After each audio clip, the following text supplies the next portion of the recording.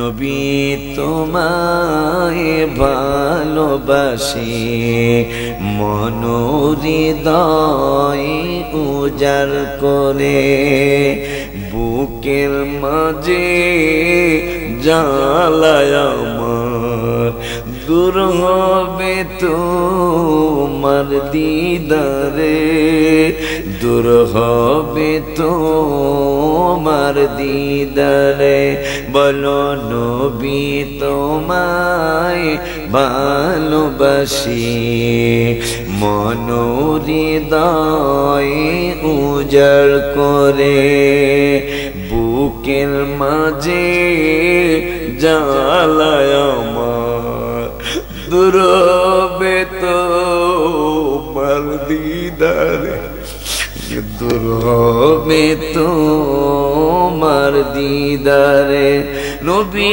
সুখে তুমি দুঃখে তুমি চোখে তুমি বুকে তুমি তুমি মোদের প্রাণ পিয়ারা তাই তো কদি দিদার সে আমি তোমায় ভালোবাসি মন হৃদয় উজাড় করে فقد قال الله تعالى في كلامه المجيد وفرقانه الحميد সকলে মহব্বতে পড়ি আউযু বিল্লাহি মিনাশ শাইতানির রাজীম বিসমিল্লাহির রাহমানির রহিম يومئذ يود الذين كفروا وعصوا الرسول لو تسوى بهم الأرض ولا يكتمون الله حديثا وأيضا قال بسم الله الرحمن الرحيم يا أيها الذين آمنوا كتب عليكم الصيام كما كتب على الذين من قبلكم لعلكم تتقون صدق الله العلي العظيم وصدق رسوله النبي الحبيب الكريم ونحن على ذلك من الشاهدين والشاكرين ربنا تقبل منا إنك أنت السميع العليم في شان حبيبه صلى الله عليه وسلم إن الله وملائكته يصلون على النبي يا أيها الذين آمنوا صلوا عليه وسلموا تسليما اللهم صل على سيدنا مولانا محمد وعلى سيدنا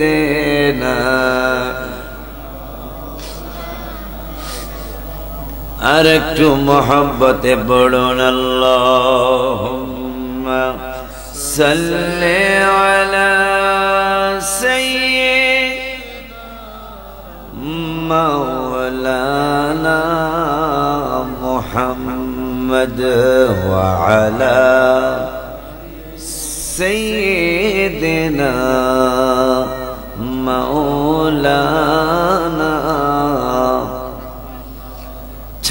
ছাড়ো ভবের খেলা, এখনো তো আছে বেলা, কেন করো অবহেলা।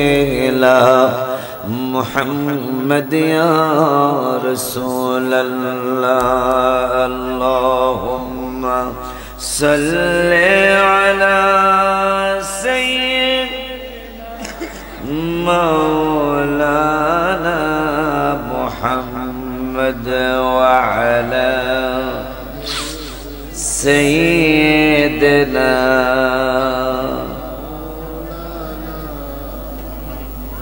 আলহামদুলিল্লাহ ওয়া শুকরুলিল্লাহ ওয়া সালাতু ওয়া সালামু আলা রাসূলিল্লাহ। আলহামদুলিল্লাহ।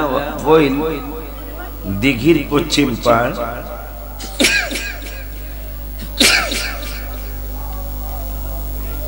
দিঘির পশ্চিম পাড় নতুন জামে মসজিদের উদ্যোগে নবম বার্ষিক সুন্নি মহাসম্মেলনের সম্মানিত সভাপতি জনাব মোহাম্মদ সাহেব আলী সাহেব, সাবেক চেয়ারম্যান ৪ নং পৌর ইউনিয়ন পরিষদ, সহ সভাপতি যারা আছেন জনাব মোহাম্মদ মুর্শিদ আলী সাহেব, জনাব মোহাম্মদ আবু তাহের সাহেব, জনাব মোহাম্মদ নাজিমউদ্দিন সাহেব, জনাব মোহাম্মদ শমশের আলী সাহেব, জনাব মোহাম্মদ জালাল উদ্দিন সাহেব, জনাব মোহাম্মদ আক্কাস আলী সাহেব সহ আজকের মাহফিলে যিনি দোয়া চাওয়ার জন্য এসেছেন আমাদের বর্তমান হবিগঞ্জ সদর উপজেলার সম্মানিত উপজেলা চেয়ারম্যান মহোদয়, আবার আপনাদের কাছে ভোট চাওয়ার জন্য চমৎকার একটা কথা বলেছেন যে আমি যদি ভালো কাজ করে থাকি তাহলে আমার ভোটটা দিয়ে, আর ভালো কাজ না করলে দরকার বলছে না কথাটা। তা আমার মনে হয় আর কিছু বলা লাগে না, এতটুকু মনে রাখলেই যথেষ্ট। তা আল্লাহ ওনাকে কামিয়াবি দান করুক, আমিন। আজকের মাহফিলের প্রধান আকর্ষণ হযরত মাওলানা পীরজাদা হুমায়ুন কবির সাহেব, মনতলা দরবার শরীফ। আরো আছেন তরুণ তেজস্বী বক্তা, সুমধুর কণ্ঠের অধিকারী হযরত মাওলানা হাফেজ কাউসার আহমেদ খান মুজাহিদি সাহেব বিবাড়িয়া। আরো আছেন হাফেজ মাওলানা শামীম হোসেন সাহেব। আরো আছেন মাওলানা পলাশ আহমেদ সাহেব সহ উপস্থিত আছেন অত্র এলাকার মুরব্বী বাবারা, যুবক ভাইয়েরা, সমবয়সী বন্ধুরা, ছোট্ট ছোট্ট স্নেহের কচি কচি বাবারা, পর্দার আড়ালে সরলা অবলা মা ও বোনেরা, সকলের খেদমতে আমার অন্তরের অন্তরস্থল থেকে আমি আপনাদেরকে দ্বিতীয়বার সালাম দিচ্ছি।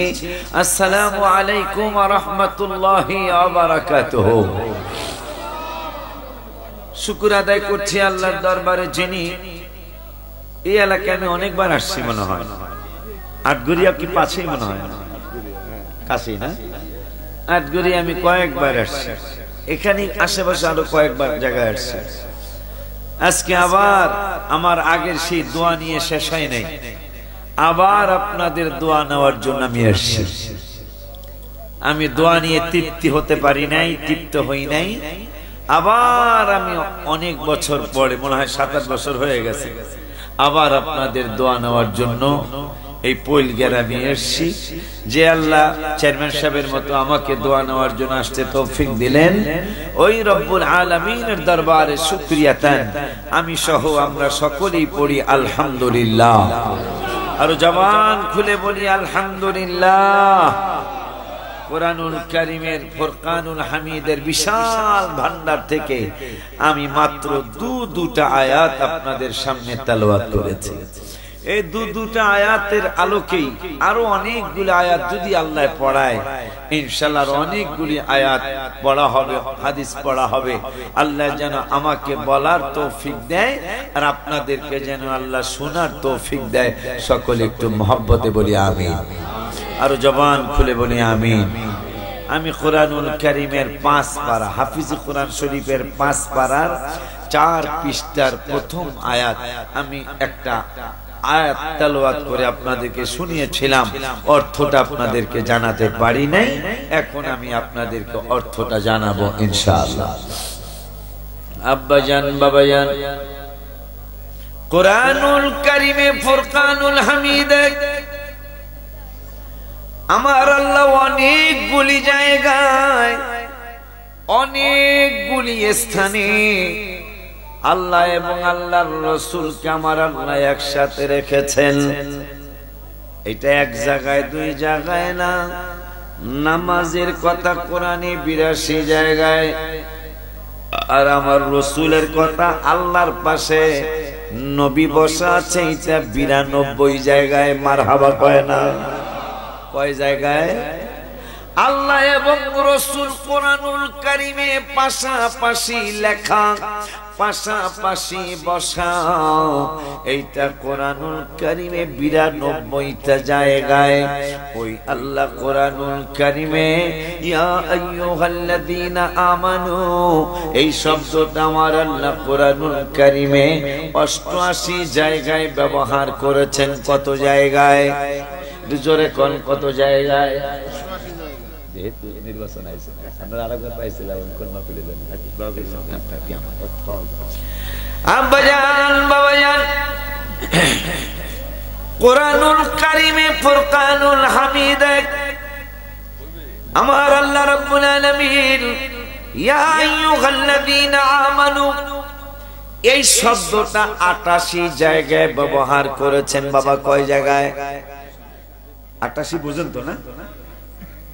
88 ইংরেজি কইলাম, 88 বুঝছেন না সবাই? ইয়া আইয়ুহাল্লাযীনা আমানু, এই শব্দটা আমার আল্লাহ কোরআনে 88 জায়গায় ব্যবহার করেছেন। এইটার অর্থটা কি?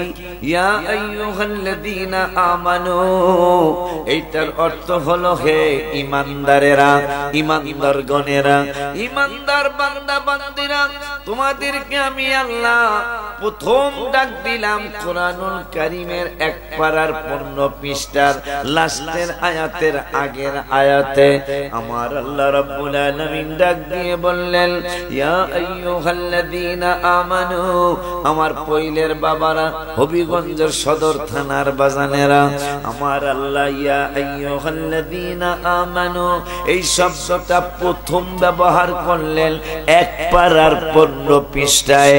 প্রথম ডাক দিয়া আমার আল্লাহ নামাজের দাওয়াত দেয় নাই, ঈমানদারদেরকে প্রথম ডাক দিয়া আমার আল্লাহ রমজানুল মুবারকের রোজার দাওয়াত দেয় নাই, ঈমানদারদেরকে প্রথম 1 পারায় ডাক দিয়া আমার আল্লাহ হজের দাওয়াত দেয় নাই, ঈমানদারদেরকে প্রথম 1 পারায় ডাক দিয়া আমার আল্লাহ যাকাতের দাওয়াত দেয় নাই, আমার আল্লাহ ঈমানদারদেরকে প্রথম কোরআনে ডাক দিয়া আমার আল্লাহ তাহাজ্জুদের দাওয়াত দেয় নাই।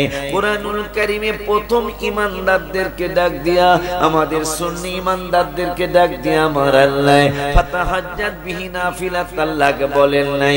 প্রথম ঈমানদারদেরকে 1 পারায় ডাক দিয়া আমার আল্লাহ ওয়ারাত্তিলিল কুরআনা তারতিলা বলেন নাই। প্রথম ঈমানদারদেরকে 1 পারায় আমার আল্লাহ ডাক দিয়া আলা বিযিকরিল্লাহি তাতমাইন্নুল কুলুব বলেন নাই। প্রথম ঈমানদারদেরকে ডাক দিয়া আমার আল্লাহ 1 পারায় প্রথমেই ঈমানদারদেরকে সাবধান করে দিলেন। ঈমানদারদেরকে ডাক দিয়া আমার রব্বুল আলামিন আমার রাসূলের দাওয়াত দিয়েছে। মারহাবা, খুশি নি আপনারা? ঈমানদারের প্রথম ডাক নবীর জন্য। কোরআনুল কারীমের 1 পারা, হাফিজি কোরআন শরীফের 1 পারার 15 পৃষ্ঠা। এই 15 পৃষ্ঠায় প্রথম ঈমানদারদেরকে ডাক দিয়া আমার আল্লাহ রাসূলের ব্যাপারে সাবধান করেছেন। আমার নবীকে চিনাইতে চাইলেন। কেন রাসূলকে চিনাইতে চাইলেন? আমার আল্লাহ কয় 9 পারার 16 পৃষ্ঠায় সূরাতুল আনফাল, সূরার নাম কি? আনফাল। সূরার নাম কি? সূরাতুল আনফাল। এই সূরার মধ্যে আমার আল্লাহ প্রথম আয়াতে, সূরার প্রথম আয়াতে আমার আল্লাহ ওয়াজ করলেন। কোরআনের ওয়াজ তো কোনো মানুষের ওয়াজ না, ঠিক নি রে বাজার? কোরআনের ওয়াজ কোনো আলেমের ওয়াজ না, কোরআনের ওয়াজ সভাপতির ওয়াজ না, কোরআনের ওয়াজ সহ সভাপতির ওয়াজ না, কোরআনের ওয়াজ এলাকার কোনো মাতবর সরদারের ওয়াজ না, কোরআনের ওয়াজ আমার রব্বুল আলামিনের ওয়াজ। ওই আল্লাহ রব্বুল আলামিন কে হাবিব হাবিব ইয়াসআলুনাকা আনিল আনফাল, আপনাকে যদি আপনার সাহাবীরা প্রশ্ন করে, আপনাকে যদি আপনার সাহাবীরা প্রশ্ন করে, আপনাকে যদি আপনার সাহাবীরা সওয়াল করে, কোশ্চেন করে, কি কোশ্চেন যাটা যদি করে, ইয়াসআলুনাকা আনিল আনফাল, এই গনিমতের মালের মালিক কে? গনিমতের মাল অনেকে চিনবেন না, ভাঙ্গা বলি কাফেরদের সাথে আর ঈমানদারদের সাথে যুদ্ধ চললে আল্লাহ যদি ঈমানদারদেরকে বিজয় দেয়, ঈমানদার যেমন ফিলিস্তিনিতে বর্তমান যুদ্ধ চলছে না বাজান, খবর দেখবেন, মাঝে মাঝে খবর দেখবেন।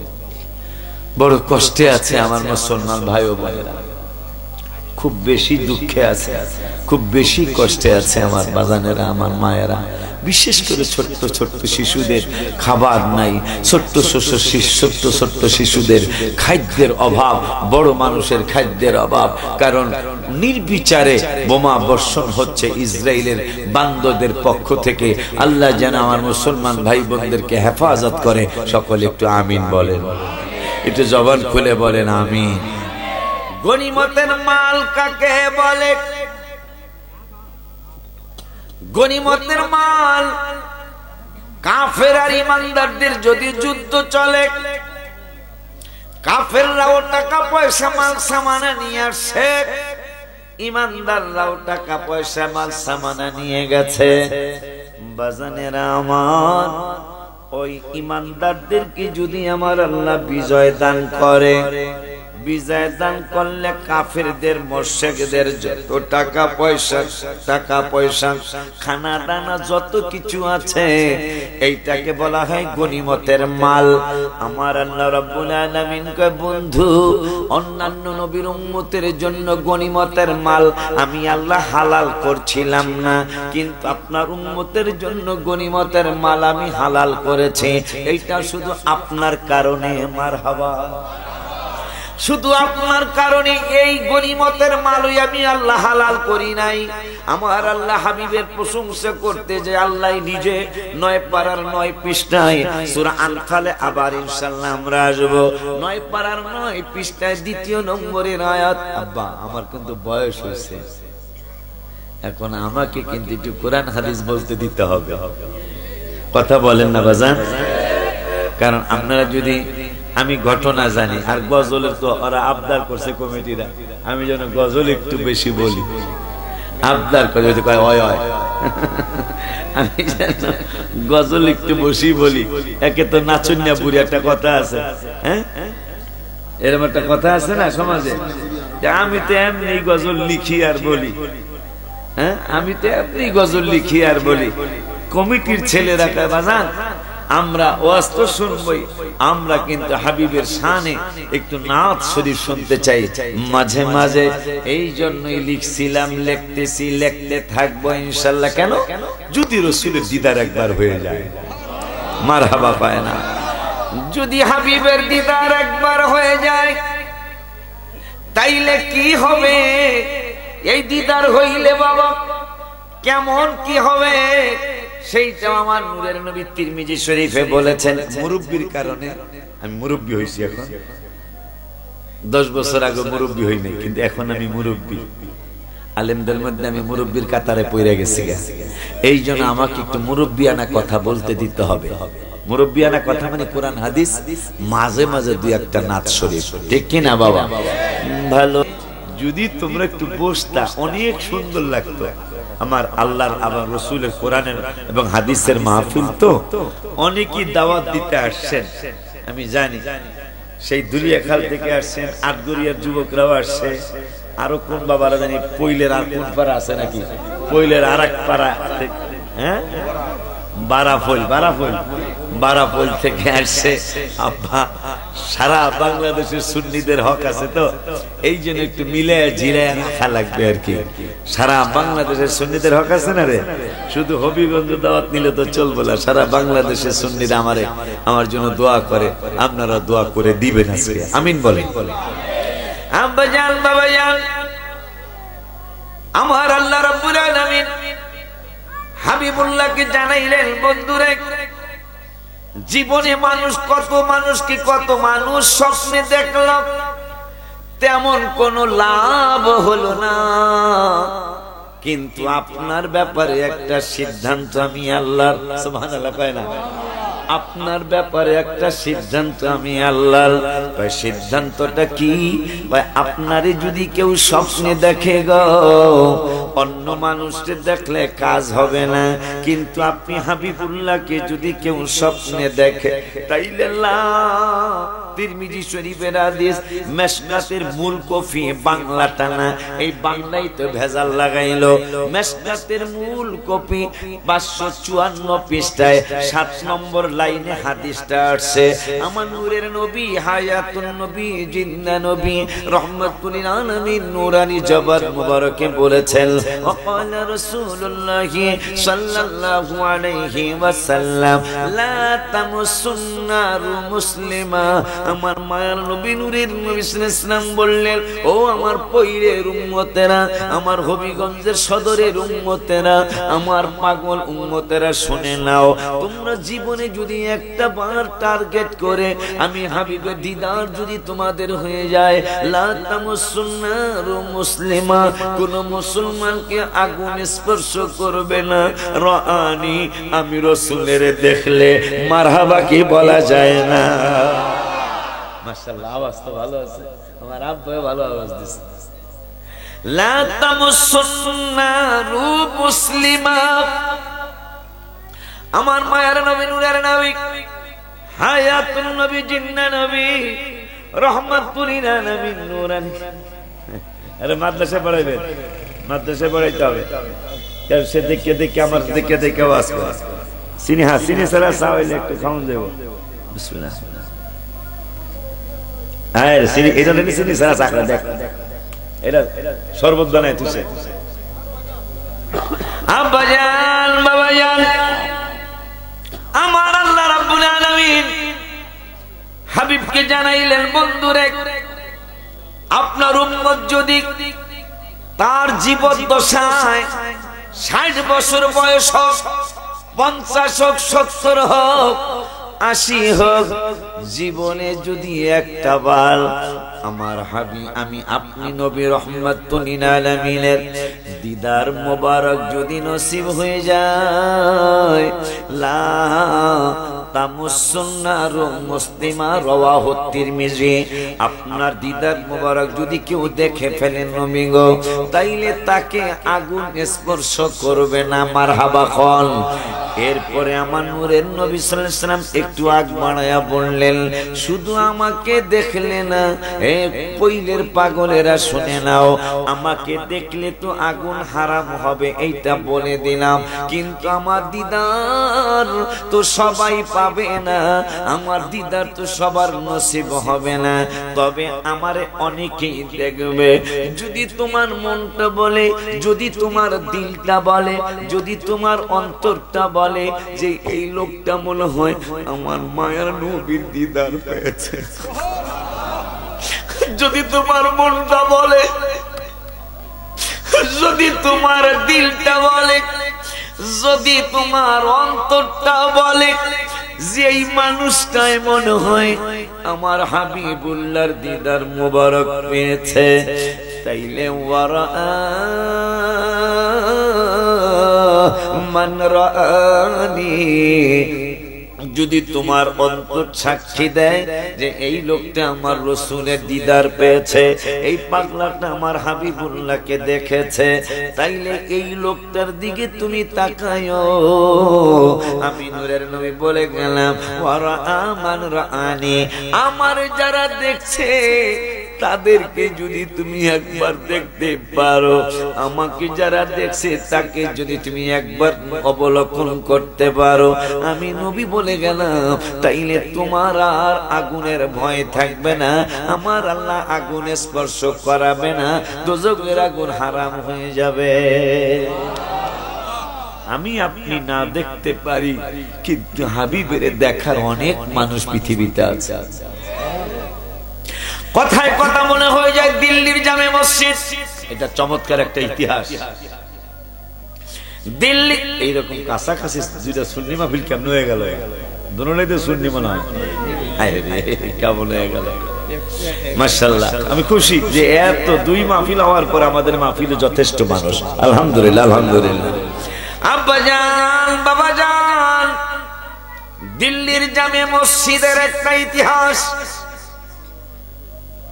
সম্রাট শাহজাহান যখন ক্ষমতায়, এই সম্রাট শাহজাহান যদিও সম্রাট ছিলেন কিন্তু একজন আশিক রাসূল, মারহাবা হয় না। তার ছেলে বাদশাহ আলমগীর একজন আশিক রাসূল, যিনি ফতোয়ায়ে আলমগীরি লিখে গেছেন, মারহাবা জোরে কোন। বাদশাহ সম্রাট শাহজাহান তার জামানায় মুসলমানরা ভারতে দিল্লির জমিনে, দিল্লি হইল ইন্ডিয়ার রাজধানী, এই দিল্লির রাজধানীতে মুসলমানরা মিছিল করতেছে, কারণ আমাদের একটা সুন্দর মসজিদ নাই, আমাদের একটা বড় মসজিদ নাই, আমরা মুসলমানরা বড় জায়গায় মসজিদ বানায় আমরা জুমা পড়তে পারি না। বাদশার বিরুদ্ধে মিছিল করলো, আপনি আমাদের জন্য একটা জায়গার ব্যবস্থা করে দেন, জায়গার ব্যবস্থা করে দেন, জায়গার ব্যবস্থা করে দেন।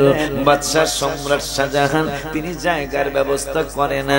শেষ পর্যন্ত হঠাৎ করে একদিন ঘোষণা হলো দিল্লির জামে মসজিদ তৈরি করার জন্য আজকে জায়গা বরাদ্দ দেওয়া হবে। জায়গা বরাদ্দ দেওয়া হলো।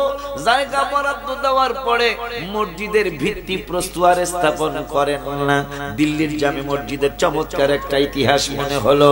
এই হাবিবের দিদার মোবারকের কথা বলার কারণে সম্রাট শাহজাহান মসজিদ আর বানায় না, বিশাল একটা পৈলের মতো বিশাল একটা এরিয়া নিয়ে চমৎকার দিল্লির জামে মসজিদ বানাবে। কিন্তু মসজিদের জায়গা ক্রয় করেছে যে এই জায়গাটা মসজিদের জন্য আমি নির্ধারণ করলাম, কিন্তু মসজিদ ভিত্তি প্রস্তাব স্থাপন করে না, নির্মাণ করে না। আবার 6 মাস 1 বছর পরে মুসলমানরা মিছিল করলো, আপনি জায়গা না দিলে না দিতেন, মাটি না ফালাইলে না ফালাইতেন, কিন্তু আপনি কেন মসজিদের জায়গা নিয়ে মসজিদের মাটি ফালাইয়া কেন আপনি মসজিদ বানান না? আপনার অপসারণ চাই। এইভাবে মিছিল মিটিং চলছে। কিছুদিন পরে আবার ঘোষণা করলো মসজিদের ভিত্তি প্রস্তর স্থাপন হবে। মসজিদের ভিত্তি প্রস্তর স্থাপন করে মসজিদ বানানো শুরু হলো। মসজিদ বানাইতে বানাইতে মসজিদের কাজ শেষ হলো অনেক বছরে। শেষ হওয়ার পরে এখন মসজিদে তালা লাগানো, ভিতর দিয়া সিটকারি লাগানো, মেন গেটে তালা লাগানো, মসজিদে নামাজ পড়তে দেয় না। মুসলমানরা লক্ষ লক্ষ মুসলমানরা লক্ষ লক্ষ মুসলমানরা আর দেরি করলেন না। লক্ষ লক্ষ মুসলমানরা আবার মিছিলে নেমে গেলেন। হবিগঞ্জের শহরের মতো শহরে, দিল্লির শহরে মিছিলে নেমে গেলেন। মিছিলে নেইবা বলতেছেন আপনি মসজিদ না বানাইলে না বানাইতেন, বানায়া কেন নামাজ পড়তে দেন না? এইটা আমরা এই জন্য আপনার অপসারণ চাই, আপনি বিদায় নেন, অন্য সরকার আসুক। এইভাবে মিছিল মিটিং করলেন, মসজিদ কিন্তু খুলে দেয় না।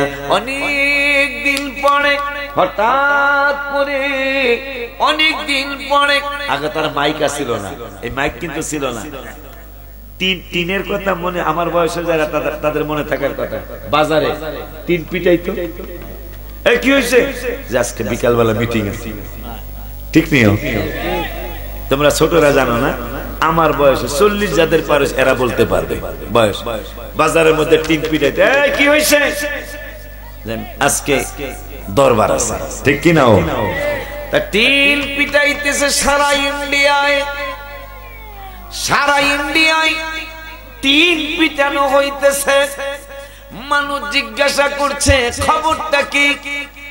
আগামী শুক্রবার, কথার কথা হয়তো বৃহস্পতিবার, আগামী বৃহস্পতিবার দিল্লির জামে মসজিদে নামাজ উদ্বোধন হবে। সারা ইন্ডিয়ার থেকে লক্ষ লক্ষ মানুষ চলে আসে, জায়গা হয় না। সম্রাট শাহজাহান, বাদশাহ আলমগীরের বাবা সম্রাট শাহজাহান তিনি ঘোষণা করলেন দিল্লির জামে মসজিদে আজকে যিনি ইমামতি প্রথম করবেন এই লোকটা আসরের নামাজ কাজা থাকতে পারবে না। হাজার হাজার আলেম, লক্ষ লক্ষ শ্রোতা, লক্ষ লক্ষ মুসল্লি, লক্ষ লক্ষ মুসল্লির মধ্যে ঘোষণা করে দিলেন, হাজার হাজার মালেম, শত শত পীর মাশায়েখ, সকলের সামনে বাদশা সম্রাট শাহজাহান ঘোষণা করলেন, ওরে দুনিয়ার মুসলমান, ইন্ডিয়ার মুসলমান, আজকে দিল্লির জামে মসজিদে প্রথম ইমামতি যিনি করবেন তিনি আসরের নামাজ কাজা থাকতে পারবেন না। যদি কোনো আলেম থাকেন, যদি কোনো পীর থাকেন, তাইলে একজন দাঁড়িয়ে যান, দাঁড়িয়ে যান, আপনি আজকে নামাজ প্রথম ইমামতি করবেন। একজন আলেমও সামনে যায় না, একজন পীর মাশায়েখও সামনে যায় না, সাধারণ মুসলমানও একজনও সামনে যায় না। অনেকক্ষণ হয়ে গেল, বাদশা সম্রাট শাহজাহান বলছেন, কি ব্যাপার আপনারা কেউ দি সামনে যান না? আপনারা কি কেউ আসরের নামাজ কাজা করছেন? সবাই, একজনও কি পাওয়া যাবে না? সম্রাট শাহজাহান তিনি কয়, তাইলে আমি নামাজটা পড়াই, প্রথম ইমামতিটা আমি করি। আমার মতো কম বুঝের একজন মানুষ সম্রাট শাহজাহানকে ডেকে বললেন, বাদশা আমার একটা কোশ্চেন আছে, আমার একটা জিজ্ঞাসা আছে। বাদশা সম্রাট শাহজাহান ডেকে বললেন, তোমার কি জিজ্ঞাসা? কয়, আমার জিজ্ঞাসাটা হলো, আপনি আসরের নামাজের কথা বলেছেন, যার আসর কাজা নাই সে আজকে প্রথম ইমামতি করবে দিল্লির জামে মসজিদে। হুজুর, কেউ আসলো না, কোনো আলেম আসলো না, কোনো ওলামা আসলো না, কোনো বক্তা আসলো না, আপনি নিজে আজকে প্রথম ইমামতি করতে যাচ্ছেন। আপনি স্বীকার করেন বা না করেন, আমরা বুঝা ফেলাইছি আপনার জীবন মোবারকে কোনোদিন আসর কাজা হয় না। এই জন্য কবি নজরুল লিখছিলেন, সেই ফুল নিয়ে কাড়াকাড়ি,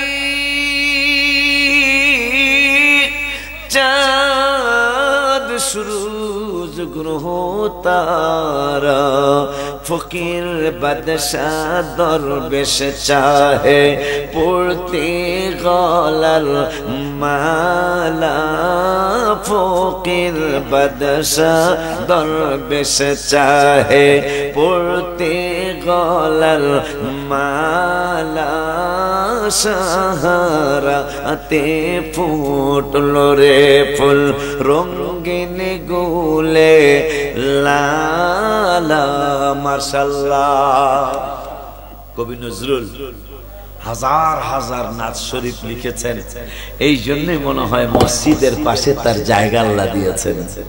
জীবনের শেষে কিন্তু একটা গজল লিখলেন, মসজিদের পাশে আমায় কবর দিও ভাই, যেন মুয়াজ্জিনের মধুর কণ্ঠের আজান শুনতে পাই।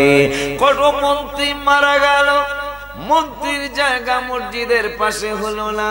কত প্রেসিডেন্ট মারা গেল, মসজিদের পাশে প্রেসিডেন্টের জায়গা হলো না। কত আলেম মারা গেল, মসজিদের পাশে তাদের অনেকেরই জায়গা হলো না। কবি নজরুল কেমন একজন মানুষ, আর হবে না কেন তার জায়গা মসজিদের পাশে? তিনি তো লিখেছিলেন, আল্লাহকে যে পাইতে চায় হযরতকে ভালোবেসে, আল্লাহকে যে পাইতে চায় হযরতকে ভালোবেসে, আরশ কুরসি লৌহ কলম না চাহিতে পেয়েছে সে।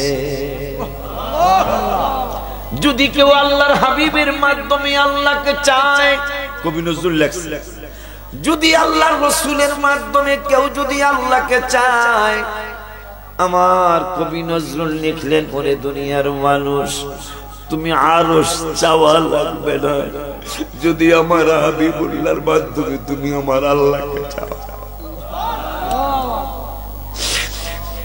এই জন্যই আমি গজলে লিখছিলাম, চিটাগাঙ্গের ছোট্ট একটা শিল্পী আমার এই গজলটা গেয়েছে, রসুল তোমায় ভালোবাসি।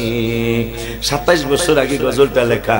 নবী তোমায় ভালোবাসি, মনোহৃদয় উজাড় করে, বুকের মাঝে জ্বালায় আমার, দূর হবে তোমার দিদারে, দূর হবে তোমার দিদারে।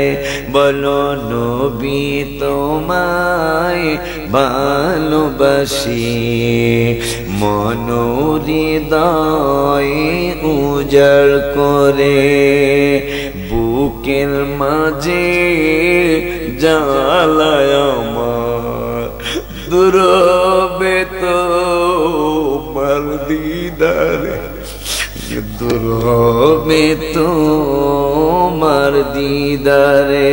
নবী সুখে তুমি, দুঃখে তুমি, চোখে তুমি, বুকে তুমি, তুমি মোদের প্রাণ পিয়ারা, তাই তো কদি দিদার সে, আমি তোমায় ভালোবাসি, মনোহৃদয় উজাড় করে, বুকের মাঝে জ্বালায় আমার, দূর হবে তোমার দিদারে, দূর হবে তোমার দিদারে।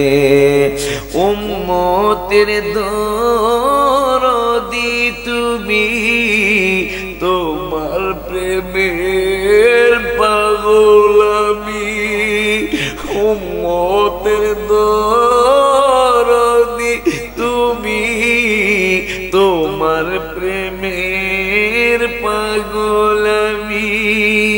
জন্ম আমার অনেক দূরে, রেখে ছোয়া আমার পাগল করে।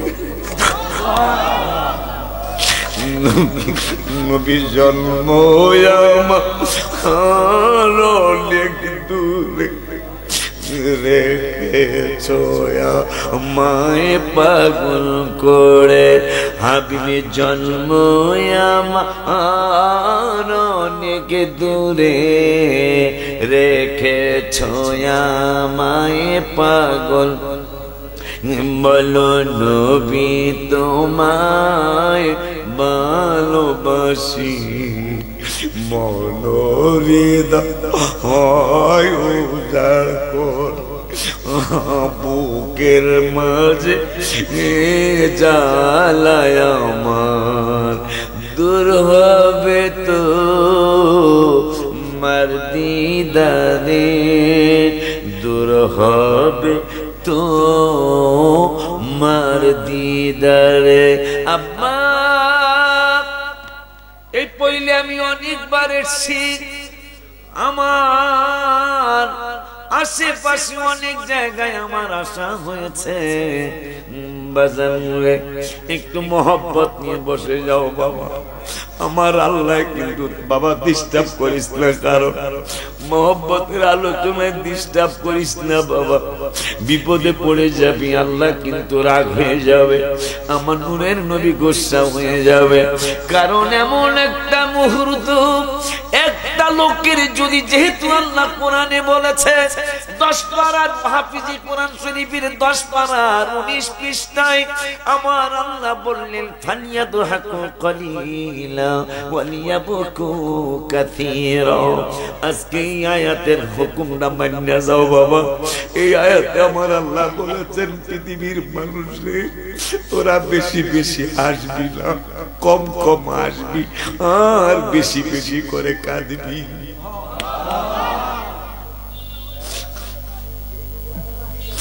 বেশি বেশি করে কাঁদবি রে, কারণ তোমার দুনিয়ার জমিনে একটু আগে আমার উপজেলা চেয়ারম্যান সুন্দর একটা কথা বলেছেন যে দুনিয়া আমরা অনেকেই অনেক টাকার মালিক, অনেকেই আমরা পয়সার মালিক, অনেক জায়গায় অনেক সময় অনেক। এই বাংলাদেশের এক মন্ত্রীর ছেলে, নাম নিলাম না, একজন মন্ত্রীর ছেলে 1200 কোটি টাকা দিয়া আমেরিকায় বাড়ি কিনছে। কয় টাকা? কিন্তু উপজেলা চেয়ারম্যান সাহেব বলেছেন, আমি ওনাকে ধন্যবাদ দেই, কবরের নিচে বাড়ি তো দূরের কথা, কবরের নিচে সামান্য একটা কুড়ে ঘরও করা যাবে না।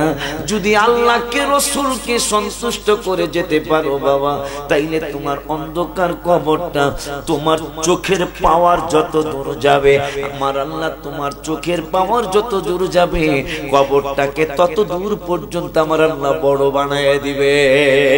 সুবহানাল্লাহ। কবরে বিছানা নাই, আমার আল্লাহ আপনার আমার পিঠের নিচে কবরে নূরের বিছানা দিয়ে দিবে, নূরের বালিশ দিয়ে দিবে। ওই মায়ার নবী, নূরের নবী রহমাতুল লিল আলামিনের কথা বলতেছিলাম। সম্রাট শাহজাহান নামাজ পড়াইতে যাইতেছে, আমার মতো একজন কম্বুজের মানুষ ডেকে বললেন, সম্রাট আমার একটা কোশ্চেন আছে, আমার একটা কোশ্চেন আছে। আরে কথায় কথা মনে হয়ে যায় সুলতান মাহমুদ গজনবী রহমাতুল্লাহি আলাইহি, এই মানুষটা খুব বেশি বড় আশিক রাসূল ছিলেন। মারহাবা কইবেন না? তাই তিনি একদিন গামছাটা কাঁধের মধ্যে করে সাধারণ পাবলিক সেজে আমাদের এই পৈলের রাস্তা দিয়া হাঁটতেছেন রাতের বেলা।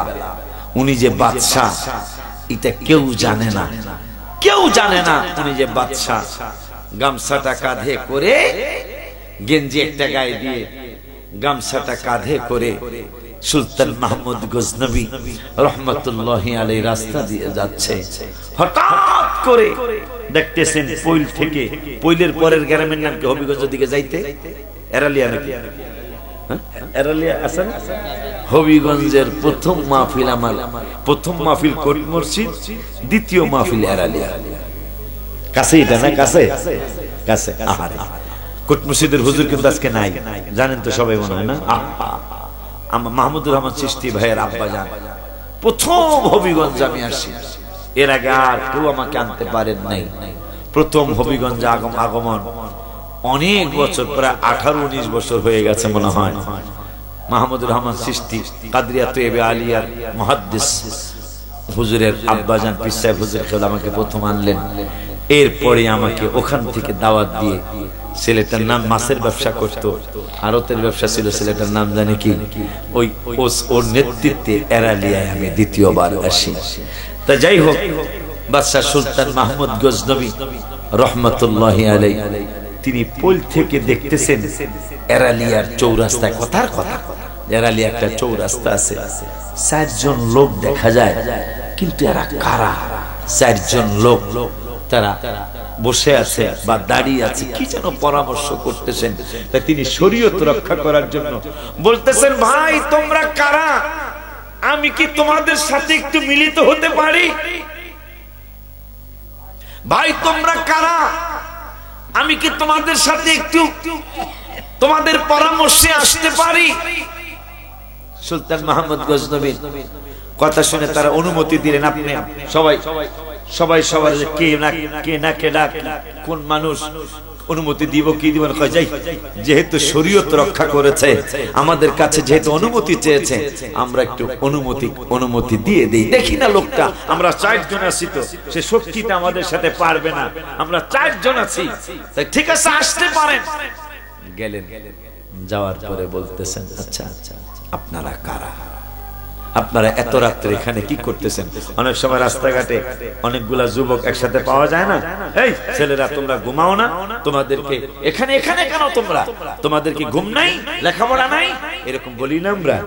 তো বাদশাহ সম্রাট সুলতান মাহমুদ গজনবী রহমাতুল্লাহি আলাইহি কান্দের মধ্যে গামছা, উনি যে সুলতান মাহমুদ এইটার এই চারজন চিনেন নাই না, চিন্না বলতেছেন আপনি কে, না আপনারা কারা, আপনারা এখানে রাত্রের বেলা কি করেন?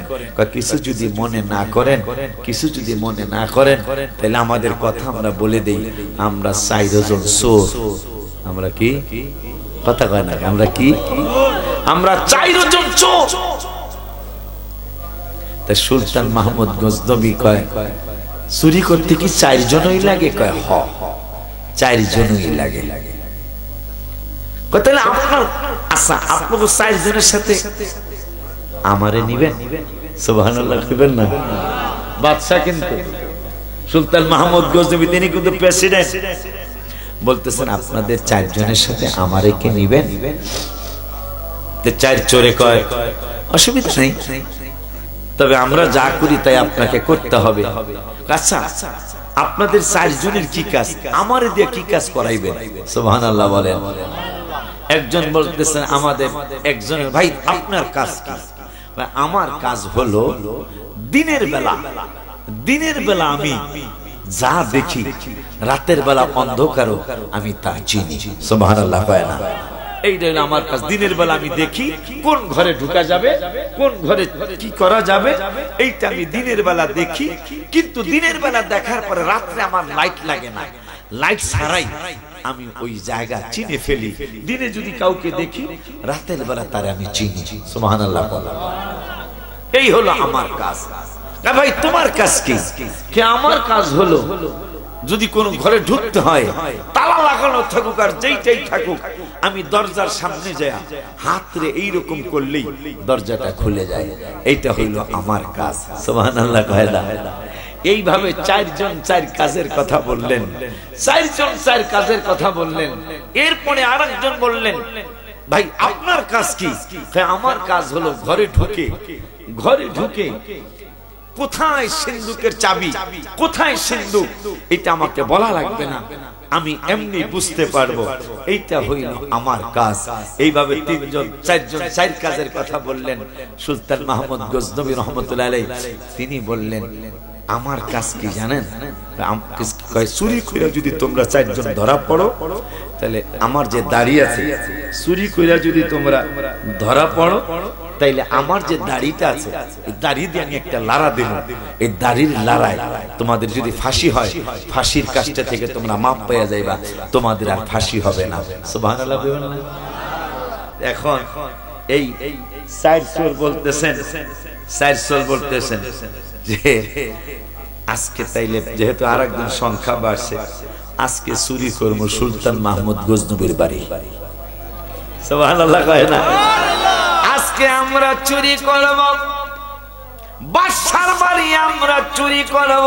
বাদশা নিজের সাথে আছে, বাদশার বাড়ি আমরা চুরি করব আজকে।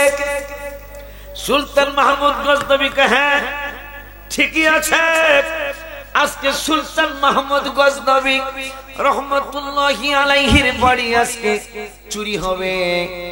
একজন একজন করে সবাই রাজি হয়ে সুলতান মাহমুদ গজনবী রহমতুল্লাহি আলাইহি বাড়ি চুরি করার জন্য যাবেন। চুরি করার আগে সুলতান মাহমুদ গজনবী কয়, ভাই আজ এক রাত্র চুরি করব, এরপরে তোমাদেরকে কোথায় পাবো? ওই সময় তো মোবাইলের জামানা ছিল না। এই যে এক বাচ্চা আমার কাছে চিঠি লিখছে একটা গজল শোনানোর জন্য, ইনশাআল্লাহ আমি পরে বলতেছি। আব্বা জানদানে আমার, বাবা জানদানে আমার। সুলতান মাহমুদ গজনবী কয়, ভাই তোমাদের নাম ঠিকানা দিয়ে যাও, কারণ তোমাদেরকে যদি আবার দ্বিতীয় কোনো জায়গায় চুরি করতে নেওয়া লাগে, তাইলে আমি তোমাদের কেমনে পাবো? টেলিফোন নাই, মোবাইল নাই, ওয়্যারলেস নাই, তোমাদেরকে আমি কেমনে পাবো? এই জন্য তোমাদের ঠিকানাটা দিয়ে যাও, তোমাদের ঠিকানাটা বলে যাও কোন জায়গায় তোমাদেরকে আমি পাবো। সবাই একা একা আস্তে আস্তে সবার নাম, গ্রামের নাম, থানার নাম, পোস্ট অফিসের নাম, ইউনিয়নের নাম, পাড়ার নাম, গোষ্ঠীর নাম লিখে দিয়ে গেলেন। পরের দিন চুরি হয়ে গেল, স্বর্ণ গয়না সবকিছু তারা নিয়ে গেলেন। সুলতান মাহমুদ গজনবী ঠিকানাটা রেখে দিলেন। সকালবেলা খবর হয়ে গেল বাদশার বাড়ি চুরি হইছে। বাদশার বাড়ি সারা দেশের পুলিশ, আর্মি, বিডিআর, র্যাব, চিতা, আনসার সবাই হাজির হয়ে গেল। সর্বনাশ, বাদশার বাড়ি চুরি হয়েছে। কেমন কথা! সুলতান মাহমুদ গজনবী রহমতুল্লাহি আলাইহি বাদশাহী পোশাক পরে রাজদরবারে স্টেজের মধ্যে বসে, বসার পরে চারটা ঠিকানা, 4 জনের ঠিকানা তার হাতে। বলতেছেন, যাও পৈল গ্রামের পাশের গ্রাম হইল এরালিয়া, এরালিয়া একজনের বাড়ি, ওর নাম এই, তার বাবার নাম এই। আর একজনের বাড়ি ধুলিয়া খাল, এই ধুলিয়া খাল ওর বাবার নাম, ওর নিজের নাম এই, গ্রামের নাম এই।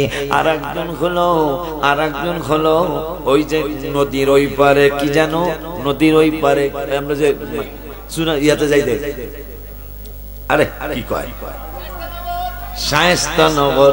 আর একজনের বাড়ি শায়েস্তানগর। এদেরকে অ্যারেস্ট করে নিয়ে আসো। এদেরকে অ্যারেস্ট করে নিয়ে আসছে। আসার পরে এত বড় আসপর্দা, এই তোমরা কি চুরি করছো? আমরা চুরি করছি। সত্য কথা কইছে। কি কথা কইছে? আমরা চুরি করছি। বাদশা কিন্তু বসা, রায় হয়ে গেল। এত বড় আসপর্দা, বাদশার বাড়ি তারা চুরি করছে, এদেরকে ফাঁসি দিতে হবে। ফাঁসির রায় হয়ে গেল। সুলতান মাহমুদ গজনবীও রাজি, খুশি। কিন্তু হঠাৎ করে 3 জন কাঁদতেছে, একজন কাঁদবে না, একজন কাঁদবে না। তাই সবাই বলতে, এই ফাঁসির ভয়ে, এদের গলায় রশি লাগানোর ভয়ে 3 চোরে কান্দে, তুই চোর কান্দোস না কা? কয় আমি কান্দি না। রায় যে হইছে, রায় যিনি দিছেন, গতকালকে রাত্রে চুরি করার সময় এই বাদশাহ তামাবলকে চুরি করছে। সুবহানাল্লাহ কয় না, আরো জোরে কয় না সুবহান। কোন সুলতান মাহমুদ গজনবী, কোন সুলতান মাহমুদ গজনবী? আয়াস সুলতান মাহমুদ গজনবীর বাড়িতে চাকরি করেন আয়াস। ওই আয়াস যখন বৃদ্ধ হয়ে গেল, আব্বাদের মতো বয়স হয়ে গেল, বয়স হয়ে যাওয়ার পরে আয়াজের ছেলেকে স্থলাভিষিক্ত বানিয়ে গেলেন। বাজান, আমার আর শক্তি নাই চাকরি করার, আমার ছেলেটাকে আপনার কাছে দিয়ে গেলাম, আমার স্থলাভিষিক্ত করে গেলাম, আপনার দেখে রাখেন। এইভাবে অনেকদিন চাকরি চললো। সুলতান মাহমুদ গজনবীর কথা যেহেতু আর একটু কই, এরপরে দিল্লির জামে মসজিদে যাইতে মনে আছে না? মনে আছে না? মনে খুব খুশি লাগতেছে। মাহফিল 2টা হওয়ার পর মাহফিল অনেক মানুষ মাহফিলে, মাশাআল্লাহ মাশাআল্লাহ। আর একটু জোরে কর মাশাআল্লাহ। তাইলে পাগলাটার আশাটা পুড়ায় দেই। নবী নন্দিনী মা ফাতেমা, তোমাকে জানাই লাখো সালাম। নবী নন্দিনী মা ফাতেমা, তোমাকে জানাই লাখো সালাম। জান মোবারক দিয়ে গেছো, দাও নাই তোমাদের ঈমান, নাজাত পাবে উম্মতেরা, খুশি হবেন নানা জান। মারহাবা কয় না? জান মোবারক দিয়ে। মুহররম মাসে এই গজলটা আমি লিখছিলাম, 2টা গজল লিখছি। একটা হলো অনেকের মুখস্থ হয়তো হয়ে গেছে, যেহেতু দাবি জানাইছে ছোট মানুষ, দাবিটা পূরণ করা লাগে। একটা হলো, এক নাম তোমার ফাতেমা, আরেক নাম বতুল, বলো এক নাম তোমার ফাতেমা, আরেক নাম বতুল। তুমি আওলাদে রাসূল, তুমি আওলাদে রাসূল, মাগো কয়া ফেলাইছেন, মাশাআল্লাহ, খুশি হয়ে গেছি। আশুরার মাসে এই গজল, দুইটা গজল আমি লিখেছি, অনেক বেশি নিয়ামত আমি পেয়েছি, সেটা ভেঙ্গে বলা যাবে না। জীবনে যা হয়নি তা আশুরার মাসে হয়েছে।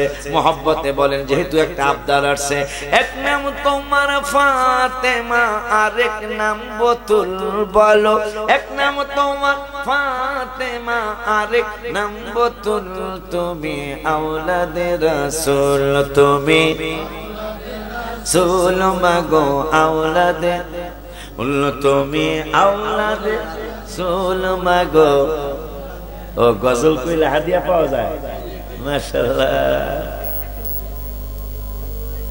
তুমি আহলে বায়াত মাগো আহলে বায়াত, তোমার জন্য তোমাদের জন্য কোরআনের আয়াত। হায় হায় তুমি তোমরা সবাই মিলে জান্নাতেরই ফুল, হায় হায় তুমি তোমরা সবাই মিলে জান্নাতেরই ফুল, তুমি আওলাদে রাসূল, তুমি আওলাদে রাসূল মাগো রাসূল। হায় হায় এক নাম তোমার ফাতেমা, আরেক নাম বতুল, বলো এক নাম তোমার ফাতেমা, আরেক নাম বতুল, তুমি আওলাদে রাসূল, তুমি রাসূল মাগো। হায় হায় হাসান হোসেন জান্নাতের সরদার, ওমা হাসান হোসেন জান্নাতের সরদার, নবী থেকে নিয়ে পিলাইবেন হাউজে কাউসার। হায় হায় নবী থেকে নিয়ে পিলাইবেন হাউজে কাউসার। হায় হায় যাদের নানা সৃষ্টি কুলের সব কিছুর মূল, হায় হায় যাদের নানা সৃষ্টি কুলের সব কিছুর মূল, তুমি আওলাদে রাসূল, তুমি রাসূল মাগো আওলাদে রাসূল। হায় হায় এক নাম তোমার ফাতেমা, আরেক নাম বতুল, বলো এক নাম ফাতেমা, আরেক নাম বতুল, তুমি আওলাদে রাসূল, তুমি রাসূল মাগো আওলাদে। আরেকটা লিখছিলাম যেটা ও আবদার করছে, কোন বাবাটা জানি আবদার করছে, নবী নন্দিনী মা ফাতেমা, তোমাকে জানাই লাখো সালাম, বলো নবী নন্দিনী মা ফাতেমা, তোমাকে জানাই লাখো সালাম। জান মোবারক দিয়ে গেছো, দাও নাই তোমাদের ঈমান, নাজাত পাবে উম্মতেরা, খুশি হবে নানা জান, নাজাত পাবে উম্মতেরা, খুশি হবে নানা জান। সৈয়দা মা ফাতেমা, দুই ভাইয়ের আম্মা জান, মারহাবা কয় না। সৈয়দা মা ফাতেমা, দুই ভাইয়ের আম্মা জান, ভালোবাসতে পারিলে দোজখ হয় হারাম, নবী নন্দিনী মা ফাতেমা, তোমাকে জানাই লাখো সালাম। জান্নাতের সরদার হাসান ও হুসাইন, তোমাদের জানাই লাখো। আয়াস সাক্ষী করে ও সুলতান, সুলতান মোহাম্মদ গজনবী বাদশাহ গতকালকে আমাকে লোকে চুরি করছে। বাদশাহ কইছিল আমারে কাজে লাগবে, তোমাকে 4 জনের 4 কাজ। আমার কাজ কি জানো? তোমাদের যেদিন ফাঁসির রায় হবে ওই দিন আমি দাড়িটারে লাড়া দিব, তোমাদের আর ফাঁসি হবে না। সুবহানাল্লাহ কয় না? এখন একজন এই তুমি চিল্লা কেমনে? আমি তো আগেই কইছি আমার কাম হইলো দিনে যা দেখি রাত্রে তা চিনি। সুবহানাল্লাহ কয় না? রাত্রে যা দেখি দিনে তা চিনি। আমি রাত্রে ওনারে দেখছি আমাকে লোক চুরি করছে। সুবহানাল্লাহ কয়। পরুক বাদশার কোষাই পরুক কিন্তু চোর। বাদশাহ দাড়িটারে লাড়া দিছে। যখন লাড়া দিছে তখন তো ফাঁসির রায় যিনি দিয়েছেন হাকিম, তিনি দেখছে যে ফাঁসির রায় দিয়েছে কিন্তু বাদশাহ রাজি না। সুবহানাল্লাহ কয় না? ওই সুলতান মাহমুদ গজনবী রহমাতুল্লাহি আলাইহির হুজরা খানায় বাদশাহী খানায় আয়াত চাকরি করে। অনেকদিন পর্যন্ত চাকরি চললো। আয়াত বৃদ্ধ হয়ে গেল। বৃদ্ধ হওয়ার পরে ছেলেকে দিয়ে গেলেন, বাজার আমি আর পারি না, আমার আর সম্ভব হয় না, আপনাকে আপনি ছেড়ে দেন, আমাকে আপনি আমি এখন কি জানি বলে রিটায়ার্ড, আমি এখন রিটায়ার্ডে যাব। আমার ছেলেকে আমার কাজটা দিয়ে গেলাম, কাজ করতেছে ছেলে। 6 মাস গেল, 1 বছর গেল, 2 বছর গেল। মানে কথাটা বুঝাইতে চাইছি, কবি নজরুল যে লেখলেন, সেই ফুল নিয়ে কাড়াকাড়ি, চাঁদ সূরজ গ্রহ তারা, ফকির বাদশাহ দরবেশ চাহে পড়তে গলার মালা মারহাবা। কবি নজরুল কয়, ফকিরেরা নবীজির নাম মোবারক দিয়ে গলার মালা বানাইতে চায়, রাজারা রাসূলের নাম মোবারক দিয়ে গলার মালা বানাইতে চায়, বাদশারা হাবিবুল্লাহর নাম মোবারক দিয়ে গলার মালা বানাইতে চায়। আলহামদুলিল্লাহ কি বলা যায় না? সেইটার প্রমাণ দিচ্ছি বাবা। সুলতান মাহমুদ গজনবীর দরবারে আয়াজের ছেলেটা অনেকদিন চাকরি করে, সব সময় নাম দইরা ডাকে, কিন্তু একবার 2.5 বছর বা 3 বছর পরে বলতেছেন, আয়াজের ছেলে তুমি এরালিয়া হইয়া হবিগঞ্জের শায়েস্তানগর থেকে এই কাজটা করে আসো। ছেলেটা ভয় পেয়ে গেলেন। আজকে 2.5 বছর আমি রাজ দরবারে চাকরি করি, 2.5 বছর কোনদিন আমাকে নাম ছাড়া বাদশাহ ডাক দেয় নাই। যখনই আমাকে ডাক দিয়েছে তখনই বলছে, এই এই এই পাগলা তুমি এই কাজটা করো। আজকে কেন আমার নাম নিল না? আজকে কেন আমার নাম নেই নাই? অবশ্যই আমি কোনো না কোনো বড় অন্যায় করেছি। পলায়া রাতের বেলা শায়েস্তাগঞ্জ হইয়া, অলিপুর হইয়া, মাধবপুরের কাছে বাপের বাড়ি মায়ের বাড়ি চলে গেছে আয়াজের ছেলে। বাবা কয়, বাবা আসছো কেন?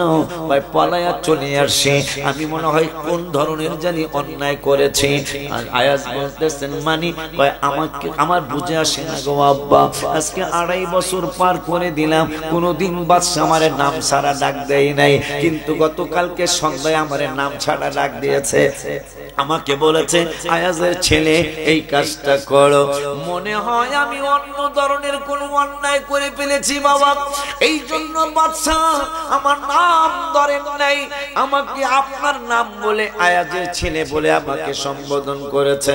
আব্বা আমি আর যাব না, মনে হয় আমার গর্দান উড়ে যাবে। আয়াজ ভাই আমার বাদশা বড় ভালো মানুষ, তিনি অত্যন্ত স্বচ্ছ একজন আশেক রাসূলের সালাম। চলো আমার বাদশার কাছে চলে যাই। সুলতান মাহমুদ গজনবীর কাছে আসে, বাপি আর ছেলে পা দুইরা জড়ায়া কান্দে। সুলতান মাহমুদ গজনবী কা তোমরা কান্দো কেন? আয়াজের কান্নার স্পিরিট আরো বেড়ে যায়, বাচ্চার যুবকটারও কান্নার স্পিরিট বেড়ে যায়। সুলতান মাহমুদ গজনবী কয়, ব্যাপারটা বুঝলাম না, কেন কান্দো? কয় কেন কান্দি সেইটা বলতে পারবো না, তবে এতটুকু বলি, গতকালকে আমার ছেলে যা অন্যায় করেছে এইটার জন্য আমি ক্ষমা চাওয়ার জন্য আসছি, মেহেরবানি করে আমাকে আমার ছেলেকে ক্ষমা করে দেন। সুলতান মাহমুদ গজনবী কয়, মানি কিছু বুঝি নাই। কয় কিছু বুঝেন নাই? গতকালকে আপনি 2.5 বছরে প্রত্যেকদিন কাজের হুকুম দিতে আমার ছেলের নাম দইরা হুকুম দিতেন, কিন্তু গত রাত্রে গতকালকে সন্ধ্যায় আমার ছেলের আপনি নাম ধরে ডাক দেন নাই। আপনি বলেছেন আয়াজের ছেলে এই কাজটা করো। অবশ্যই আমার ছেলে বড় ধরনের অন্যায় করেছে। সুলতান মাহমুদ গজনবী রহমাতুল্লাহি আলাইহি চোখের পানি ছেড়ে ছেড়ে কান্না শুরু করলেন। আয়াজ বলতেছেন, আয়াজ মনে মনে ভাবতেছে, মনে হয় আসলেই বড় অন্যায় করেছে। হুজুরের মা জড়িয়ে ধরে বলে, হুজুর আর কাঁদবেন না, আর কাঁদবেন না, আপনার কাছে বারবার ক্ষমা চাচ্ছি, আমার ছেলেকে ক্ষমা করে দেন, আমাকেও ক্ষমা করে দেন। সুলতান মাহমুদ গজনবী রহমাতুল্লাহি আলাইহি বলে, আয়াজ তোমার ছেলে কোনো অন্যায় করে নাই, তোমার ছেলে ছেলে কোনো পাপ করে নাই, তোমার ছেলে কোনো অপরাধ করেন নাই, কয় তাইলে কেন নাম ধরে ডাক দিলেন না? কয় তোমার ছেলে চাকরিতে জয়েন করার পর থেকে আমি সুলতান মাহমুদ গজনবী উজু ছাড়া থাকি না, আমি উজু ছাড়া তোমার ছেলের নাম ধরে ডাক দেই না। গতকালকে আমার উজু ছিল না, আমি এই জন্য তোমার ছেলেকে নাম ধইরা ডাক দেই নাই। কারণটা কি? আমার হুজুরের নাম মোবারক আর তোমার ছেলের নাম এক, মারহাবা কি বলা যায় না? তোমার ছেলের নাম আর আমার হাবিবুল্লাহর নাম মোবারক, এই দুইটা নাম একরকম নাম। তোমার ছেলের নাম মুবারক মুহাম্মদ রেখেছো, এই জন্য আমার রাসূলের নাম মুবারক আমি উজু ছাড়া নিব, এইটা আমি সাহস করি নাই। যখন ওই তোমার ছেলে চাকরিতে জয়েন করেছে, ওই দিন থেকে তোমার ছেলে যতক্ষণ আমার সামনে থাকে ততক্ষণ আমি উজু অবস্থায় থাকি, কারণ আমার রাসূলের নাম মুবারক আমি উজু ছাড়া নিব, এইটা আমার সাহসে কুলায় না। গতকালকে যখন আমি তোমার ছেলেকে কাজের হুকুম দিব, তোমার ছেলেকে কাজের হুকুম দিতে গেলাম গত রাত্রে বাবা, গত সন্ধ্যায় যখন কাজের হুকুম দিতে গেলাম, কাজের হুকুম দিতে যায় বাবারে হঠাৎ করে খেয়াল হলো আমার ওযু নাই। আর একটু জোরে, আরো মহব্বতে। আশেক একজন বাদশা, কিন্তু আমাকে তো সামান্য টাকা পয়সা হইলেই কত অ্যাকশন, কথা কয়েন না। আর একজন প্রেসিডেন্ট, একটা দেশের বাদশা, সে ওযু ছাড়া, তাই নাকি? আচ্ছা আচ্ছা, এইরকম কাম কারবার দোনো সুন্নিমা হইল পাশাপাশি হয়ে গেছে। প্রেমের খেলা চলছে আর কি। মারহাবা কোন, আরো জোরে কোন মারহাবা। আব্বারা বাবারা, সুলতান মাহমুদ গজনবীর মতো মানুষ, প্রেসিডেন্ট, তিনি আমার হাবিবের নাম মোবারকটা ওযু ছাড়া নেই নাই। এই জন্যই কবি নজরুল লিখেছেন, ফকির বাদশাহ দরবেশ চাহে পড়তে গলার মালা। এই জন্য জীবনের শেষে যখন তিনি গজল লিখলেন, মসজিদেরই পাশে আমায় কবর দিও ভাই, যেন মুয়াজ্জিনের মধুর কণ্ঠের আযান শুনতে পাই। সুবহানাল্লাহ কি বলা যায় না? জান প্রাচ্যের অক্সফোর্ড যাকে বলা হয়, ঢাকা ভার্সিটি, সেই ঢাকা ভার্সিটির কেন্দ্রীয় মসজিদের পাশে কবি নজরুলের মাজার শরীফ, তার কবরটা। আল্লাহ ঠিকই তার ডাক কবুল করেছেন। আমার বিশ্বাস হাবিবের শান আর মান লিখতে লিখতে লিখতে লিখতে কবরের পারে গিয়েছেন, আল্লাহ তাকে ঠকায় নাই, আল্লাহ কবি নজরুলকে জিতায় দিয়েছেন। আর জোরে কোন মারহাবা। বাবা বাবারে, ওই বাদশার এক বাদশা সম্রাট শাহজাহান, মনে আছে? নামাজে যাইব, নামাজ পড়াবেন, ঘোষণা করলেন যার আসরের নামাজ কাজা নাই সে আজকে প্রথম ইমামতি করবে দিল্লির জামে মসজিদে। একজন আলেমও দাঁড়াইল না, একজন ইমাম দাঁড়াইল না, একজন পীর দাঁড়াইল না, একজন ডক্টরেট দাঁড়াইল না, একজন ইঞ্জিনিয়ার দাঁড়াইল না, একজন এমবিবিএস দাঁড়াইল, কেউ দাঁড়াইল না। এই লক্ষ লক্ষ মুসলমানের মধ্যে সবাই এই আসরের নামাজ কাজা হয়েছে। সম্রাট শাহজাহান কয়, তাইলে আমি নামাজটা পড়াই। আমার মতো একজন কম বুঝের মানুষ বলছেন, হুজুর তাইলে বুঝা গেল আপনার জীবন মোবারকে কোনদিন আসর কাজা নাই। সুবহানাল্লাহ কোন। আর আমরা তো সাধারণ, আমি সহ সাধারণ মানুষ হয়েও আমরা তো কত আসর কাজা জানি জীবনে করেছি। আর একজন প্রেসিডেন্ট, একটা দেশে, ইন্ডিয়ার মতো একটা দেশের বাদশা, তিনি আসর, অন্য নামাজ তো না, ওই জীবনে আসরটা কাজা হওয়ার সম্ভাবনা বেশি থাকে। এই জন্য তিনি বলেছেন আসর যার কাজা নাই তিনি আজকে প্রথম ইমামতি করবেন। অথচ একজনও পাওয়া গেল না। বাদশা নিজেই সাক্ষী হয়ে গেলেন, নিজেই সাক্ষী দিলেন, নিজেই ইমামতিতে গেলেন আর বুঝিয়ে দিলেন আমার জীবনে আসর কাজা নাই। সুবহানাল্লাহ কয় না। আব্বারে আমার সুলতান সম্রাট শাহজাহান তাকে প্রশ্ন করলেন, এই মুরব্বী প্রশ্ন করলেন, বাজান যদি কিছু মনে না করেন, যদি কিছু মনে না ভাবেন, তাইলে আমি কয়েকটা প্রশ্ন করতাম। কি প্রশ্ন তুমি করবা? আরে কি প্রশ্ন তুমি করবা? আমার প্রশ্ন হলো, আমরা মিছিল করলাম, মসজিদের জায়গা চাই, আপনি জায়গা সহসা কিনলেন না, জায়গা সহসা বরাদ্দ দিলেন না, অনেক দিন পর্যন্ত আমরা অপেক্ষা করলাম, আমরা মিছিল করলাম, মিটিং করলাম, আপনার বিরুদ্ধে বক্তৃতা দিলাম, আপনার বিরুদ্ধে অনেক কথা বললাম, শেষ পর্যন্ত আপনি অনেক মাস পরে জায়গা ক্রয় করলেন, কিন্তু আপনি জায়গা ক্রয় করার পরে বালু ফালানো শুরু করলেন না, মাটি ফালানো শুরু করলেন না, কারণটা কি জানতে চাই। হায় হায়, কেন আপনি মাটি ফালাইলেন না? কেন আপনি এখানে বালু ফালাইলেন না? সুলতান সম্রাট শাহজাহান ডেকে বললেন, কেন বালু ফালাইলাম না? উত্তর দিব, আরো কোন প্রশ্ন তোমার আছে নি? কই আছে। শেষ পর্যন্ত আবার আমরা মিছিল করলাম, জায়গা না রাখলেন, কিন্তু রাখার পরে কেন আপনি মাটি ফালান না? শেষ পর্যন্ত মাটি ফালাইলেন, মাটি ফালানোর পরে আপনি ঘর দুয়ার শুরু করলেন না, উদ্বোধন করলেন না।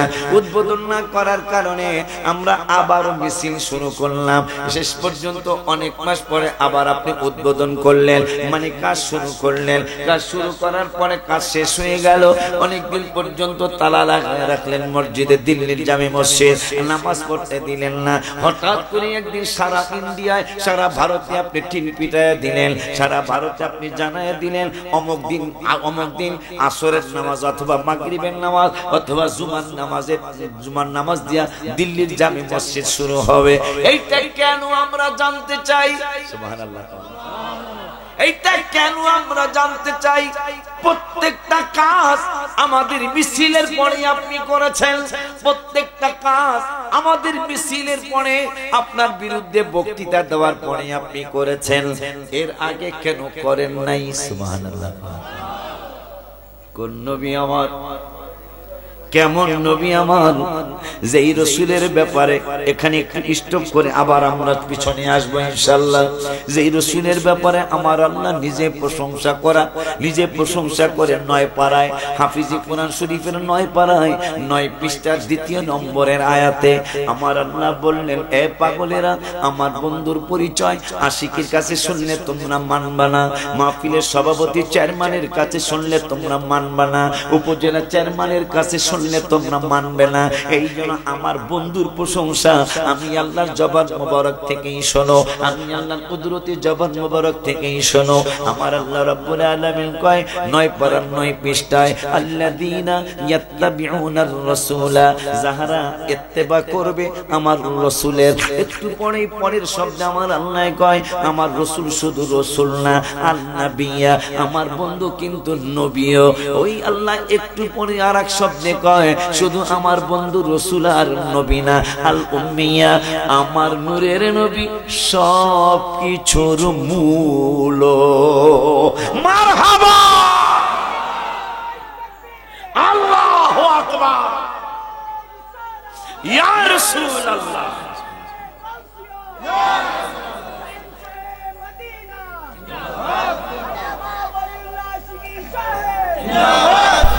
আমার রাসূল আল উম্মিয়া, তোমরা এটার অর্থ করো নবী নিরক্ষর। নাউজুবিল্লাহ, আরো জোরে কর নাউজুবিল্লাহ।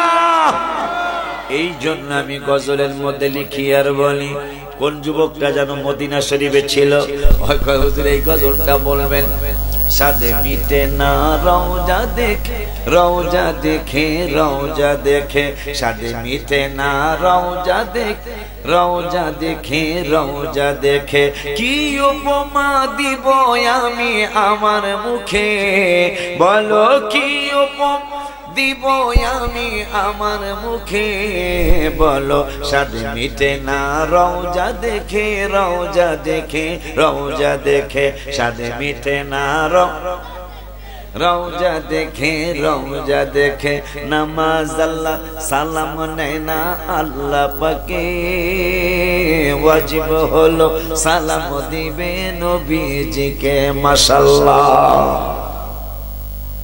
আল্লাহর নামাজে রসুলকে সালাম দিতে হবে আইনটা করছে কেডা তা আমাদের প্রতি আপনাদের গোসা কেন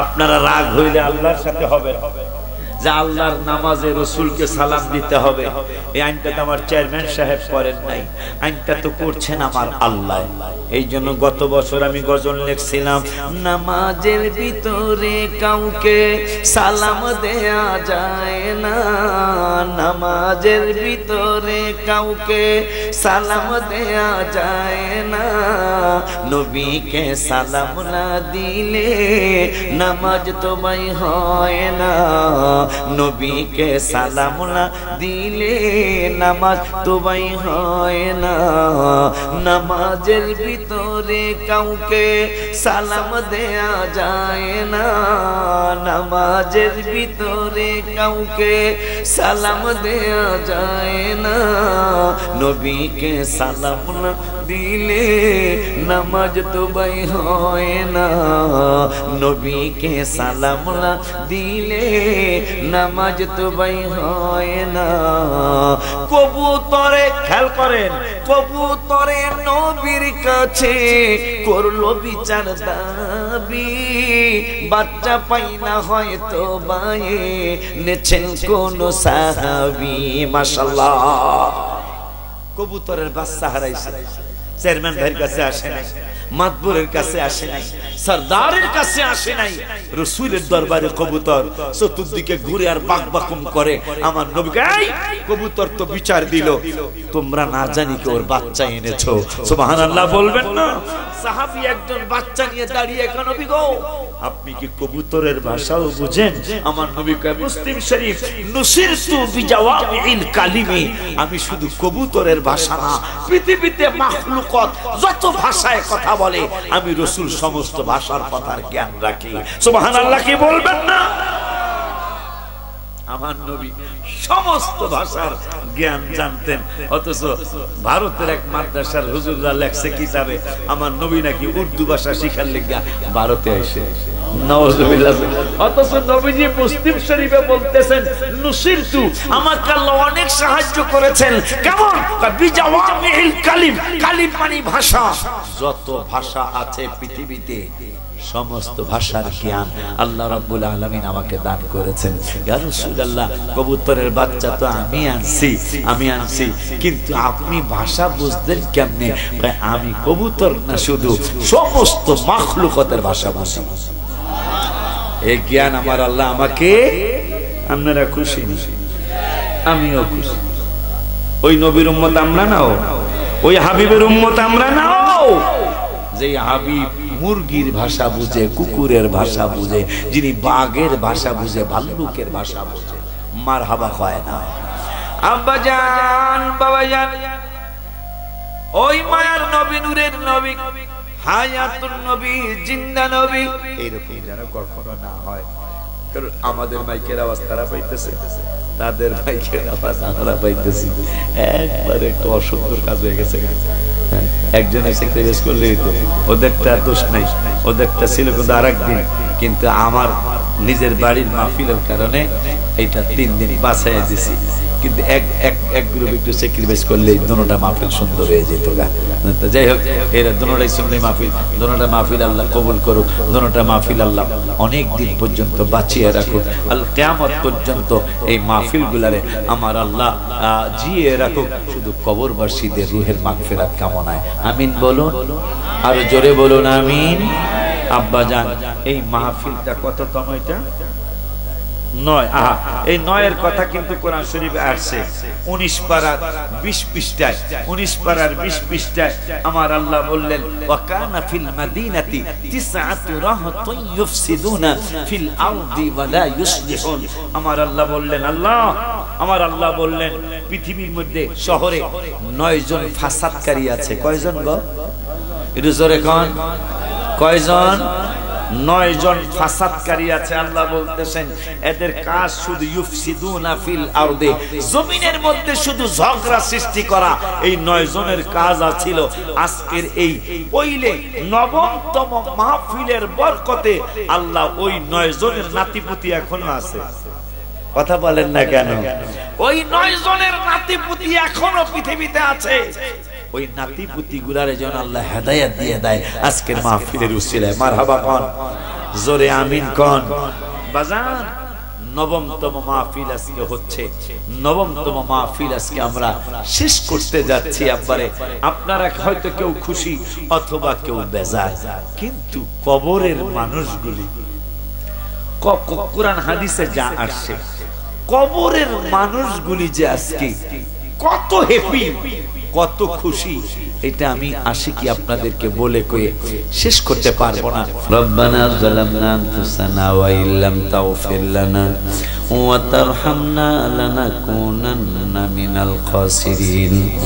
রব্বানা ফাগফির লানা যুনুবানা ওয়া কাফির আন্না সাইয়্যাতিনা ওয়া তাওয়াফানা মা'আল আবরার। রব্বিরহামহুমা কামা রব্বায়ানি সগীরা। রব্বুল আলামিন, আল্লাহ আমার ভাই চেয়ারম্যান সাহেবের সভাপতিত্বে আমার 2 জন বাবা দুই পাশে বসে, আল্লাহ গন্ধের সহসভাপতিত্বে আল্লাহ হাজার হাজার মানুষ, 2টা মাহফিল হওয়ার পরেও হাজার হাজার মানুষ তুমি এই মাহফিলে পাঠিয়েছিলে। আল্লাহ এই মানুষগুলার সাথে তুমি আমি পাগলারও কবুল করো। যুবকগুলি আমি এসে বুঝছি ওরা আমাকে অনেক ভালোবাসে, আমি ওদেরকে ভালোবাসা দিতে পারি নাই, তবে দোয়া করে যাই আল্লাহ ওদের প্রত্যেকের কর্মক্ষেত্রে তুমি বরকত দিয়া দিও। আম্মা জানদের কথা শুনেছি, এরা আমার জন্য অনেক দোয়া করে। আল্লাহ আমি আমার আম্মা জানদের জন্য দোয়া করে যাই। আমার আম্মা জানদেরকে তুমি রাবিয়া বসরি বানায় দিও, কারণ আম্মা জানদের পেট মোবারক থেকে আমি ওলিউল্লাহ আশিকিও হয়েছি। আল্লাহ আমার আম্মা জানদেরকে তুমি রাবিয়া বসরি বানায় দিও। সন্ধ্যার থেকেই রাত্র প্রায় 1টার কাছাকাছি চলে আসছে। আল্লাহ এত গভীর রজনী পর্যন্ত আল্লাহ কোরআন হাদিস ইজমা কিয়াসের আলোচনা শোনার জন্য, আল্লাহ তোমার আর তোমার বন্ধুদের আলোচনা শোনার জন্য, করার জন্য এই মানুষগুলি এখনো বসে আছে। আল্লাহ বিদায় বেলা মিলাদ কিয়াম করে তোমার শাহী দরবারে দোকানে হাত বাড়াইলাম, মাহফিলের বলবে আদবি গলি ক্ষমা করে তোমার শাহী দরবারে কবুল করো। যত গুণী নেক দিয়েছো লক্ষ কোটি গুণ বাড়ায়া আমাদের জানের জান, প্রাণের প্রাণ হায়াতুন নবী, জিন্দা নবী, নূর নবী সাল্লাল্লাহু আলাইহি ওয়াসাল্লামের নূরানি কদম মুবারকে পৌঁছাও। নবীজির আহলে আওলাদ, আহলে বায়াত, সাহাবায়ে কেরাম, তাবিঈন, তাবিঈন, সালিহিন, সিদ্দিকিন যে যেখানে শোয়া সকলের কবরে হাদিয়া গুনি পৌঁছাও। আল্লাহ মাহফিলে আমার চেয়ারম্যান ভাই সহ, ভাইস চেয়ারম্যান, আল্লাহ উপজেলা চেয়ারম্যানরা সহ আল্লাহ যে যেইভাবে এই মাহফিলে দান করেছে, কেউ বিদেশ থেকে, কেউ দেশ থেকে, আল্লাহ আবার আগামী বছরের জন্য কেউ মাইকের খরচ, কেউ প্যান্ডেলের খরচ, কেউ পোস্টার হ্যান্ডবিলের খরচ, কেউ 5,000, কেউ 3,000, কেউ 4,000, কেউ 1,000, কেউ 2,000, কেউ 500, এইরকম ভাবে অনেক আমার বাবারা দান করেছে। আল্লাহ আবার নিজেদের বাবার জন্য, মার জন্য দোয়া আছে যে আমার কাছে কিছু বাবারা হাদিয়াও দিয়েছে আমাকে। আল্লাহ ওদের এবং মাহফিল কমিটির সকলের বাবা মা, দাদা দাদি, নানা নানি, আত্মীয় স্বজন, ইষ্টে কুটুম, পাড়া পড়শি, শ্বশুর শাশুড়ি, খালা খালু, ফুফা ফুফি, মামা মামি, চাচা চাচি যে যেখানে শোয়া সকলের কবরে হাদিয়াগুলি পৌঁছাও। রব্বুল আলামিন, আল্লাহ বাবা আদম থেকে এই পর্যন্ত যত নবী, ওলি, গাউস, কত পীর, মুর্শিদ, ওলিয়া উলিয়া, মুমিনিন মুমিনাত, মুসলিমিন মুসলিমাত অন্ধকার কবরে সকলের কবরে হাদিয়াগুলি পৌঁছাও। রব্বুল আলামিন ফিলিস্তিনের মুসলমান ভাই বোনগুলোকে তুমি হেফাজত করো। আমিন। আল্লাহ এদের খাওয়ার জায়গা নয়, থাকার জায়গা নয়। রমজানুল মুবারক আমরা মুসলমান রোজা রাখতে হবে।